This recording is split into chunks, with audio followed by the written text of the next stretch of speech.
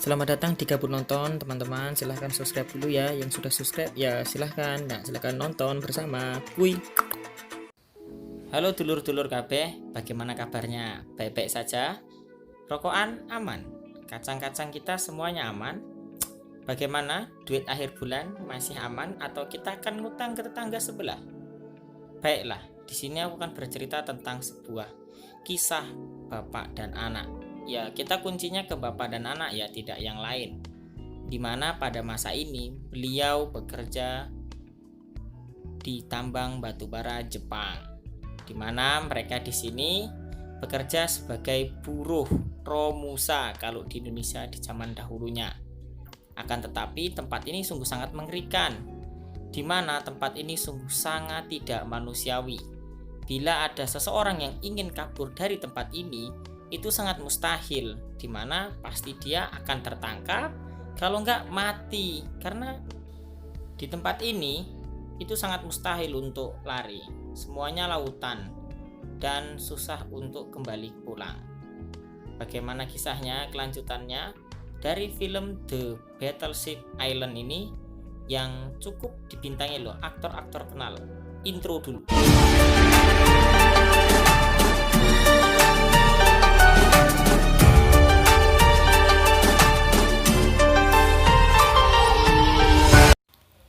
Perkenalkan, nama bapak ini bernama Bapak Yashimura. Ya, dia adalah tokoh utama dan ini adalah anaknya yang bernama Sohei. Nah, bapak dan anak ini bekerja sebagai penghibur di masa Jepang berkuasa atau menjajah. Mereka berdua ini adalah ya seperti penghibur, penyanyi lah, grup band pada masa itu. Suatu saat Yashimura didatangi oleh teman sebayanya dulu, ya seperti teman bermain lah. Dia menawarkan sebuah pekerjaan agar dia mendapatkan istri, di mana uangnya banyak. Di sini Yashimura memberikan uang bahwasanya untuk pergi ke Jepang. Jadi kawannya ini menawarkan untuk dia pergi ke Jepang dan mendapatkan pekerjaan yang layak, di mana mendapatkan uang itu cukup mudah baginya. Karena begitu meyakinkan untuk merubah keberuntungan, akhirnya Yashimura meninggalkan tempat pekerjaannya dan pergi berlayar menuju Jepang. Ia berlayar bersama anaknya sematawayang yaitu si Sohei bersama beberapa teman grup bandnya. Di sini mereka mengumpulkan seluruh dana nanti yang akan mereka gunakan di Jepang. Ya, kumpul-kumpul. 어디로 가? 가보면 알겠지. 몇 번을 물어보냐. 저리 가. Plot berpindah di mana mereka sedang berada di luar kapal. Mereka tidak tahu sebenarnya mereka ini mau dibawa kemana. Yang intinya cari pekerjaan untuk kehidupannya yang masa yang akan datang untuk lebih baik. Saat mereka melihat pulau yang akan mereka datangi, mereka terkejut bahwasanya pulau ini adalah seperti camp batubara. Di sini dilihat beberapa tentara Jepang menghampiri kapal mereka. Tiba-tiba mereka, si tentara Jepang, langsung memukuli mereka dan memisahkan antara perempuan dan laki-laki. Perempuan dipindahkan semuanya ke bagian kapal lebih kecil dan dipisahkan dengan mereka. Untuk laki-laki, mereka semuanya dipindahkan. Nah, mereka mengambil barang bawaan mereka, meskipun mereka bekas banyak luka. Di sini mereka semua diperiksa barang bawaan mereka. Dan untuk para wanita, di sini mereka dicek kesehatannya, apakah mereka sehat. Ternyata mereka di sini digunakan untuk PSK, diperiksa kesehatannya secara full total. Sedangkan laki-laki pun sama, semuanya diperiksa kesehatannya.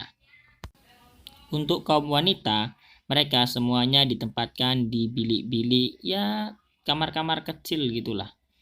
Sedangkan untuk pria sangat tidak manusiawi. Mereka semuanya dipindahkan ke ruang bawah tanah lah sepertinya ini, di mana sangat tidak cocok untuk tempat tinggal, di mana lebih rendah, yang otomatis lantainya basah. Sungguh sangat ya sedih kali lah.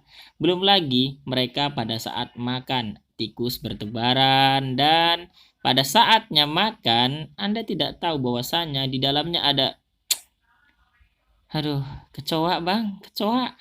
Sedih Ya, beginilah kehidupan mereka ditipu oleh temannya sendiri, dipekerjakan paksa tanpa dibayar upah oleh tentara Jepang. Seperti yang kubilang tadi di awal, para perempuan di sini dipaksa untuk ya menemani makan, jadi wanita penghibur lah pada masa ini untuk tentara Jepang. Nah, sesekali Yashimura bertemu dengan anaknya dan Yashimura tetap berekspresi senyum agar anaknya dalam kondisi apapun harus tetap senyum.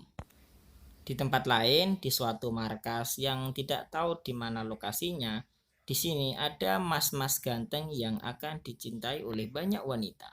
Kita sebut aja Mas Jongki lah, alias namanya Mas So Jongki.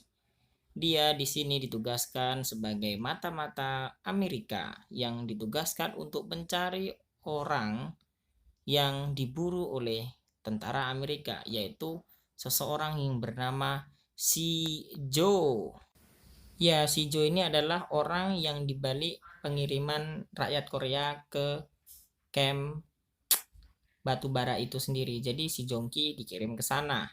Entah bagaimana ceritanya, si Jongki sudah sampai di tempat lokasi kejadian, yaitu tambang batubara milik si Jepang. Jongki di sini sebagai pekerja tangan kasar. Ya, tetap aja gitu. Mau kau bilang ganteng mau enggak, kalau namanya sudah pekerja kasar ya hitam juga atuh bos. Di sini akhirnya Jongki bisa melihat si Jo, di mana Jo adalah ketua dari para buruh-buruh bekerja di sana. Di sini Jo berhadapan dengan Jongki untuk mengetahui siapakah dia, apakah mata-mata Amerika. Di lain sisi, Jongki mencari Yashimura dan menawarkan dia ingin penyusupan dan menyogok Yashimura lah intinya. Yang pada akhirnya Yashimura mau gitu. Dimulai dari si Yashimura menyogok para petugas besi, di mana ia mulai mencari cara untuk menggandakan kunci. Ya namanya trik seperti inilah yang digunakan untuk si Jongki menyusup ke wilayahnya dan melaporkan ke pihak keamanan Amerika. Ya, di sini kita baru diperlihatkan si Jo ini ternyata bekerja untuk Jepang. Dia menyemangati para pekerja dan berusaha mereka semua untuk bekerja untuk si Jepang terus. Dimana di sini Jo ada di pihaknya si Jepang.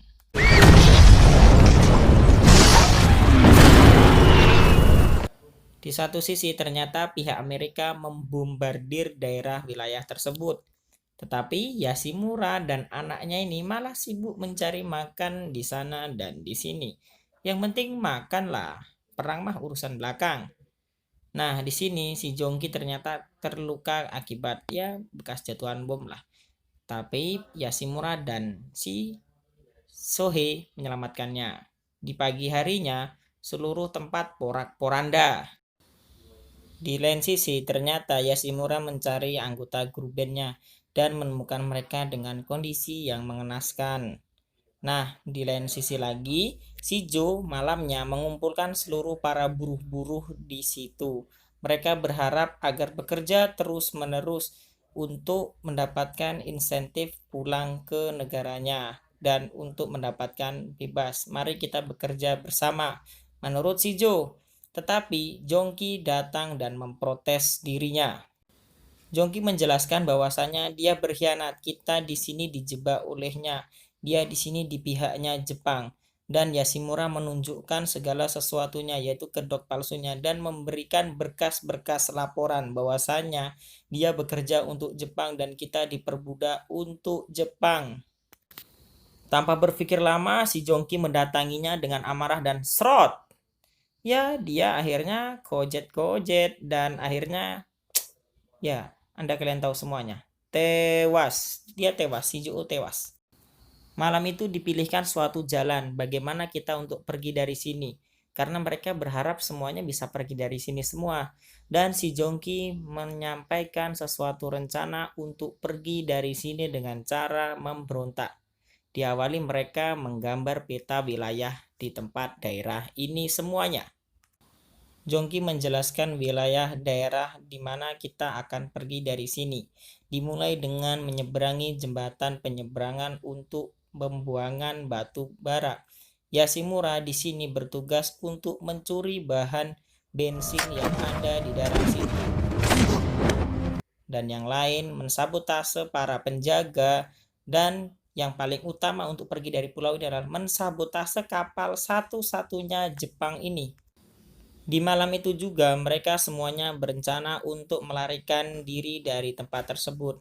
Mereka semuanya menyeberangi satu jembatan pembuangan batu bara dengan penuh semangat, tetapi mereka ketahuan tentara Jepang.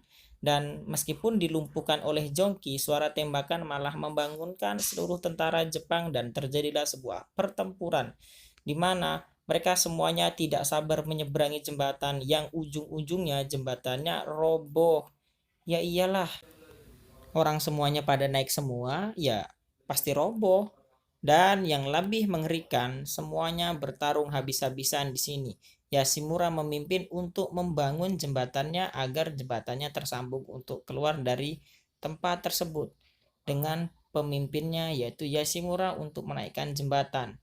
Sedangkan Yashimura pada ujung-ujungnya juga dia tertembak. Dan peperangan pun dapat dimenangkan oleh pihak buruh. Akhirnya mereka semua meninggalkan pulau tersebut, dan pada ujungnya Yashimura mengembuskan nafas terakhirnya di depan putrinya. Diperlihatkan juga peristiwa Jepang dihantam bom atom oleh Amerika. Di sini Sohei berusaha tetap tersenyum meskipun hatinya sedang duka. Ya, tetap tersenyum, dan pada akhirnya filmnya tamat. Ya, wes tamat. Nah, kita di sini juga ingin melihat si Mas Jongki ini datang dari mana. Aku juga nggak tahu dari mana ceritanya. Soalnya di filmnya sudah saya tonton 5 kali dan lihat reviewnya orang sampai 10 kali. Memang Jongki ini tidak dijelaskan bagaimana dia datang. Yang intinya tujuannya dia itu datang ke tempat ini untuk membunuh dan menghabisi si Joo itu tadi. Ya, begitulah.